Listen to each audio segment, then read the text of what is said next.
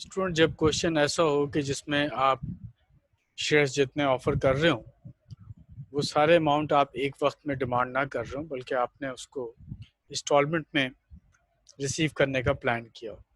Company जब इस तरह से किसी शेयर्स को ऑफर करती है तो कैलकुलेशन के सिर्फ पार्ट्स डिवाइड हो जाते हैं, बाकी काम ऑलमोस्ट वैसे ही रहता है जैसे आप एक कॉमन शेयर्स को ऑफर करते हुए प्लान करते हैं। जैसे इस क्वेश्चन को देखें, कंपनी ने 10,000 शेयर्स इशू करने 10 रुपीज़ की पार वैल्यू पे, लेकिन वो पूरे 10 रुपीज़ एक वक्त में डिमांड नहीं कर रहे, बल्कि उन्होंने इसके 3 पार्ट्स कर दिए।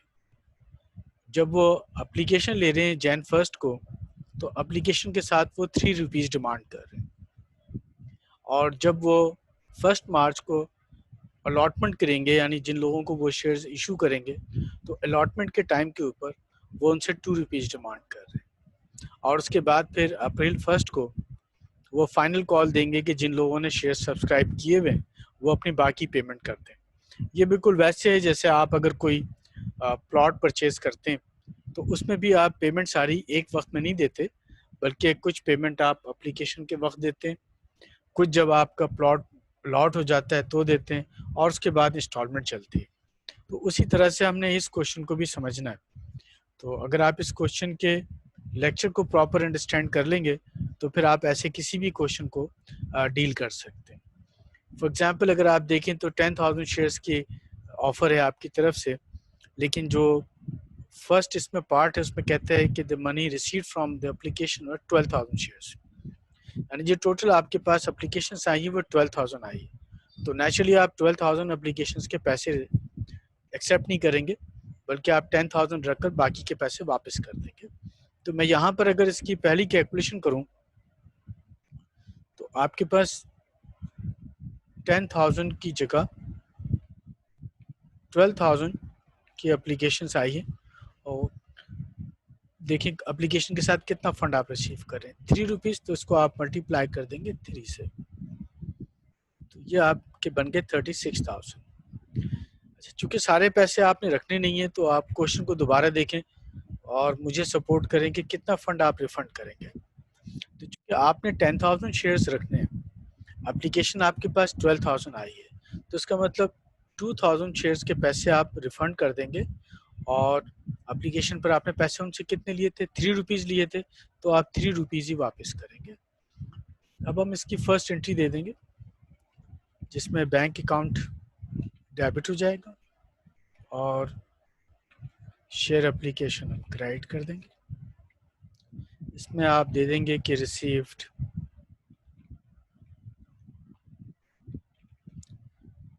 12,000 शेयर्स एप्लीकेशन,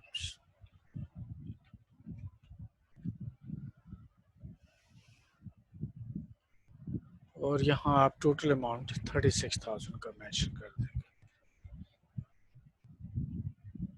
दूसरी एंट्री में आपने शेयर एप्लीकेशन को डेबिट कर देना, और शेयर कैपिटल आप क्रेडिट करेंगे, और साथ में आप बैंक अकाउंट को भी क्रेडिट करेंगे।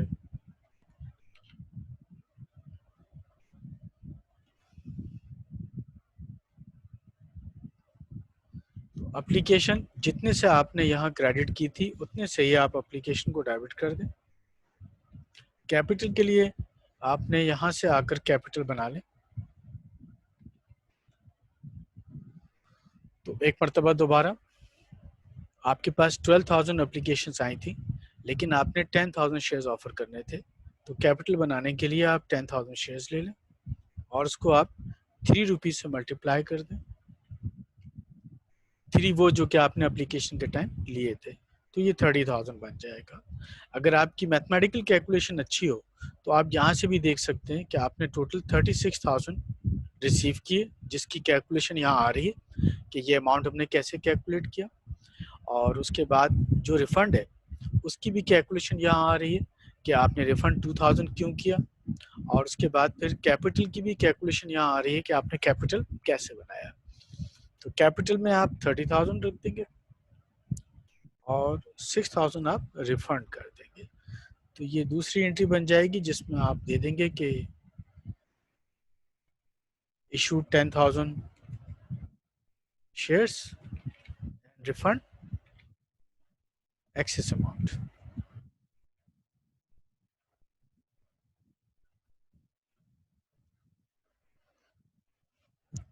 ये आपकी रिफंड की कंडीशन बन जाएगी। ये 1 जनवरी को जो आपने फंड रिसीव किया उसको आपने निपटा दिया। दूसरी चीज जो आप इस क्वेश्चन में सीखेंगे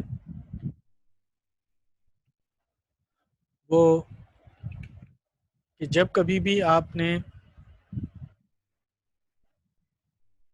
अलॉटमेंट लेनी हो तो अलॉटमेंट की कैलकुलेशन वैसे ही रहेगी, लेकिन अब ये आसान है। अलॉटमेंट में अब आप शेयर्स कितने ऑफर करेंगे, 10,000, और अलॉटमेंट पे पैसे कितने ले रहे हैं आप, 2, तो आप इसको 2 से मल्टीप्लाई कर देंगे। तो मैं यहाँ पे कैलकुलेशन शो कर रहा हूँ। सोचें 10,000 क्यों ले रहा हूँ। 10,000 इसलिए ले रहा हूँ कि जो एक्स्ट्रा एप्लीकेशन आपके पास आई थी वो तो आपने वापस कर दी। अब आपने जो एक्चुअल शेयर्स ऑफर करने हैं अलॉटमेंट पे वो 10,000 है, तो मैंने वो 10,000 और अलॉटमेंट पे जितने आपने पैसे लिए उससे मल्टीप्लाई करके ये अमाउंट बना दिया। इसमें आप शेयर अलॉटमेंट अकाउंट को डेबिट कर देंगे और शेयर कैपिटल क्रेडिट कर देंगे।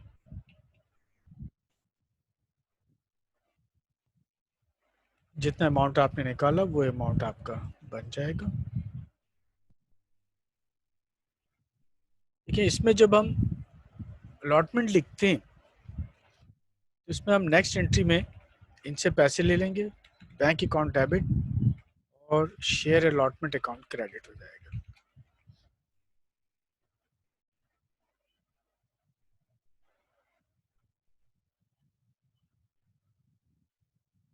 आप पहले की नरेशन दे दें कि रिसीव्ड अलॉटमेंट, और यहाँ दे दें रिसीव्ड अलॉटमेंट अमाउंट। तो दोबारा देख लीजिएगा, जब भी क्वेश्चन अलॉटमेंट की बात कर रहा हो और अलॉटमेंट पे जितने भी पैसे वो ले रहा हो, आपने जो शेयर्स इशू करने हैं उन शेयर्स की क्वांटिटी को जितने पैसे आप अलॉटमेंट पे ले रहे हैं उससे मल्टीप्लाई करके आप अमाउंट बना लें। फर्स्ट एंट्री में आप अलॉटमेंट अकाउंट डेबिट करके कैपिटल क्रेडिट कर दें। ये जो फर्स्ट एंट्री आप बनाते हैं ये शो करता है कि मुझे शेयर होल्डर से इतने पैसे लेने हैं और मैंने उसके अगेंस्ट में उनको शेयर सर्टिफिकेट्स इशू करने हैं। सेकेंड एंट्री में हम उनसे वो पैसे ले लेते हैं, तो जब हम पैसे ले लेते हैं तो बैंक को डेबिट कर देते हैं और अलॉटमेंट अकाउंट क्रेडिट कर देते हैं। अगर आप एक दफ़ा ये अलॉटमेंट का कॉन्सेप्ट समझ गए तो सिर्फ टाइटल चेंज होगा, बाकी काम एज इट इज़ रहेगा। फॉर एग्जाम्पल अब वो 1 अप्रैल को कहता है कि फाइनल कॉल आ रही है, फाइनल कॉल पर आप ₹5 ले रहे हैं, अभी भी काम आपका वही रहेगा। सिर्फ अब आपने केयर ये करनी है कि अब आपके पास 10,000 शेयर्स होंगे और पैसे अब आप कितने लेंगे, 5। तो अब आपने यहाँ कैलकुलेशन कर लेनी, 10,000 मल्टीप्लाई बाय 5, 50,000 बन गया। तो अप्रैल में जब आप एंट्री देंगे तो आप यहाँ देंगे फाइनल कॉल अकाउंट डेबिट और शेयर कैपिटल क्रेडिट।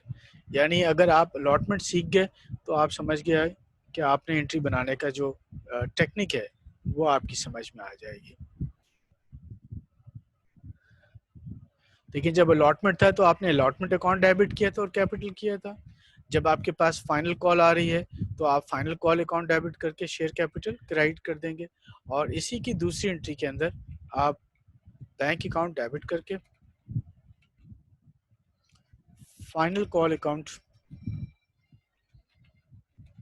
क्रेडिट कर देंगे। मेरा ख्याल है कि अब ये कॉन्सेप्ट आपका बन जाएगा कि आपने अगर शेयर्स इंस्टॉलमेंट में देना हो तो आपको सिर्फ एंट्री की जो टर्म्स हैं उनकी केयर करनी है, बाकी आपके पास एंट्री में कोई प्रॉब्लम नहीं होगी। ठीक है, तो received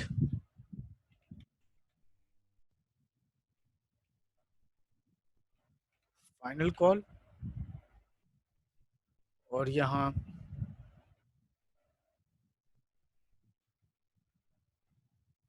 received final call amount.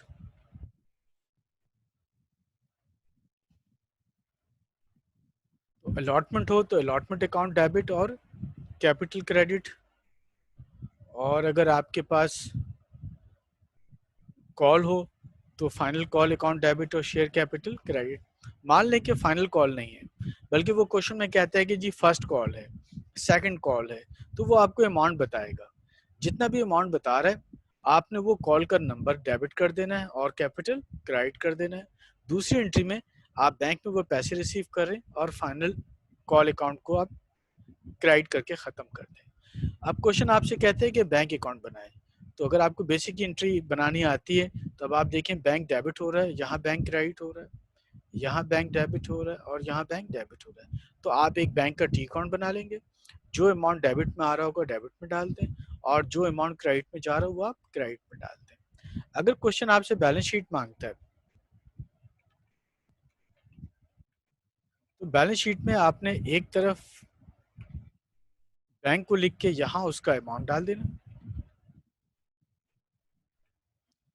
और दूसरी तरफ आपने शेयर कैपिटल लिखकर यहाँ उसका अमाउंट डाल देना है। तो आपकी ये बैलेंस शीट आराम से तैयार हो जाएगी। तो बैलेंस शीट जो है वो सिर्फ 2 स्टेप्स पे बनती है। उसमें आपने एक बैंक का टाइटल लिखना है और उसका अमाउंट डाल देना है, दूसरी तरफ आपने शेयर कैपिटल लिखना है और उसका अमाउंट डाल देना है।